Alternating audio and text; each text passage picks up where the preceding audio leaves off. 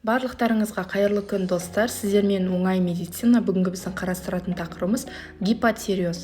Гипотиреоз деп отырғанымыз бұл тироидты гормондардың, яғни біз қысқаша ТТГ деп атаймыз ғой, сол гормондардың жетіспеушілігінен дамитын қалқанша безінің ауруы.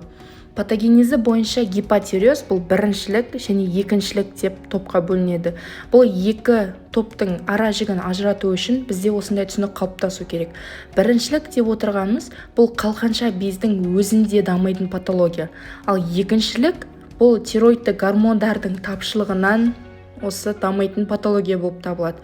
Бізде бұл екеуінің айырмашылығы: біріншілік қалқанша безінің аурулары, яғни аутоиммунды тироидит, қалқанша безін хирургиялық алып тастау, сосын радиобелсенді терапия, ауыр йод тапшылығы, сосын қалқанша бездің даму ақаулары сияқты басқа да осы аурулар болуы мүмкін. Ал екіншілік, яғни гипоталамус гипофизарлы патология, бұл гипофизарлы жеткіліксіздік, яғни Шиен-Симон синдромы, гипоталамус гипофизарлы аймақтың ірі ісіктері, сосын гипофиздің сәулеленуі. Енді патогенезіне тоқталатын болсақ, жалпы ТТГ гормондарының тапшылығының әсерінен барлық мүшелер мен жүйелер өзгеріске ұшырайды. Себебі ТТГ гормондары басты қызметі негізгі алмасуды, яғни былайша айтқанда тыныс алу, жасушалық тыныс алу болып табылады. Сондықтан да олардың тапшылығы оттегіні тіндермен тұтынуының бұзылуына және де энергиялық ауытқуларға алып келуі мүмкін. Осыған орай гипотиреоз кезінде бірқатар қуатқа тәуелді жасушалық ферменттерінің өндірілуі азаяды. Соның әсерінен егер де өте ауыр жағдай болған жағдайда микседема дамуы мүмкін, яғни муцинозды ісіну болып табылады. Микседема бұл аралық тіндерде артық мөлшерде гиалурон қышқылы мен глюкозамин гликандардың жиналуынан дамиды.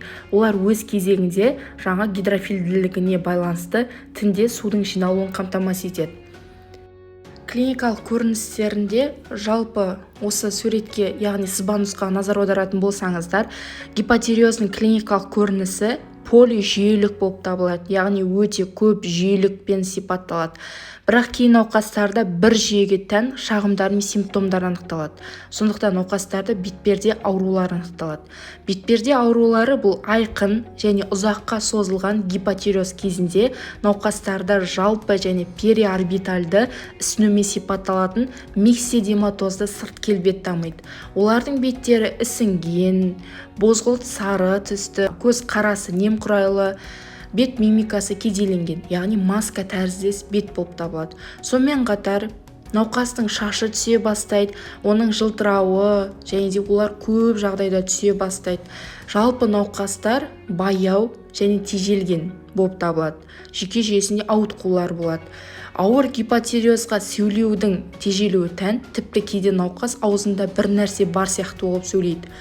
Көмей шышты қабығының ісінуі, дауыс тембірінің төмендеп қарлығуын алып келеді. Науқас кей сөздерді дұрыс айта алмай қалады, кейін қайта нақты айтуға, дұрыс айтуға тырысады, яғни ынталанады. Гипотиреоздың дәстүрлі түрінде тілдің ісінуі, онда тістер ізінің қалуы суреттеледі. Біз осы қазір гипотиреоз полижүйелік, яғни барлық мүшелер мен жүйелерді зақымдайды деп айтқан болатынбыз. Ол қандай жүйелерді зақымдайды? Атап өтетін болсақ, ең бірінші жүйке жүйесі жағынан науқаста есте сақтау қабілетінің төмендеуі, ұйқышылдық, депрессия дамиды. Гипотиреозбен сырқаттанған науқастарда негізгі алмасуда дене салмағының артуын дамытады. Және де жүрек қан тамыр жүйесі жағынан жиі дамитын өзгерістерге брадикардия, жеңіл диастолық артериялық гипертензия және перикардта, яғни жүрек қабында сұйықтықтың жиналуы жатады. Ас қорыту жүйесі жағынан іш қату симптомы, сонымен қатар өт жолдарының дискинезиясы, гепатомегалия, тәбеттің төмендеуі дамиды. Айқын гипотиреозда гипохромды анемия анықталады. Және де жиі әйелдерде бірінші орында жыныс жүйесі жағынан ауытқулар дамиды. Гипотиреоз кезінде түрлі менструалды циклдың бұзылыстары дамиды. Айқын гипотиреоз кезінде барлық жағдайда бедеулікпен сипатталады. Бірақ әйелдердің бір бөлігінде ТТГ гормондардың тапшылығы жүктіліктің дамуына ешқандай бөгет жасалмайды. бірақ жүктіліктің үзілу қаупі өте жоғары болады және де жүйке жүйесінің даму ақауымен нәресте дүниеге келуі мүмкін. Қазіргі таңда сирек кездесетін гипотиреоз асқынуларының бірі гипотиреоидты кома, яғни микседематозды кома. Гипотиреоидты кома ұзақ уақыт бойы диагностикаланбаған, ауыр сырқаттармен ұштасатын, әлеуметтік статусы төмен және күтімі өте нашар егде жастағы науқастарды дамиды.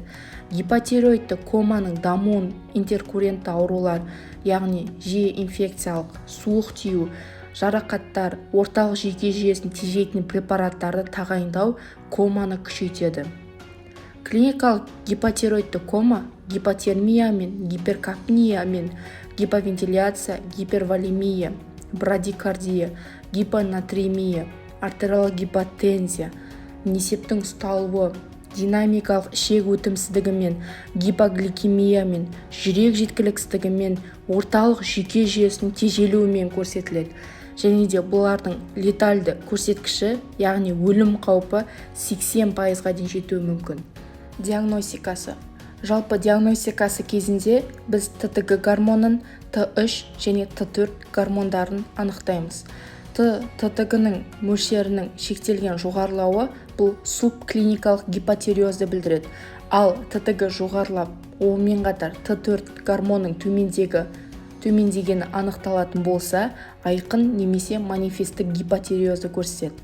Аталған зерттеулерге көрсеткішті анықтау үлкен мәселе болып табылады, себебі гипотиреоз клиникалық көріністерінің бейспецификалығы, яғни айқын симптомдардың өзі гормоналды зерттеулерде расталмайды. Кей жағдайда ТТГ-ның деңгейі жоғарылап, Т4 мөлшерінің төмендеуі сипатталатын болса, гипотиреоз кейде симптомсыз өтуі мүмкін. Жалпы емінде синтетикалық және синтетикалық емес препараттар қолданылады.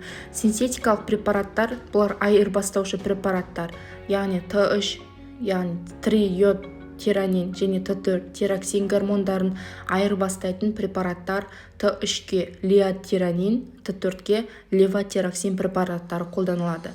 Осының ішінде лиотиранин тез әсер етеді, бірақ та бұл кома кезінде және де қауіпті жанама әсерлері көп.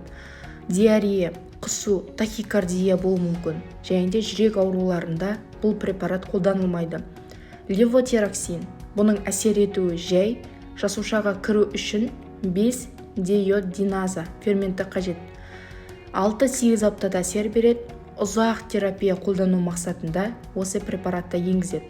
Жүрек ауруларында қолданылмайды. Ал синтетикалық емес препараттар, бірақ бұлар қазіргі уақытта қолданылмайды. Синтетикалық емес препараттар бұлар шошқаның табиғи қалқанша безін алу болып табылады. Бірақ бұл синтетикалық емес препарат қазіргі жағдайда қолданылмайды. Осы айырбастаушы препараттар қолданылады. Сіздермен бірге болған қиын тақырыпты оңай тілмен түсіндіретін оңай медицина. Барлықтарыңызға сәттілік. Соңына дейін қарағандарыңызға рахмет. Оқуда жемісті болыңыздар.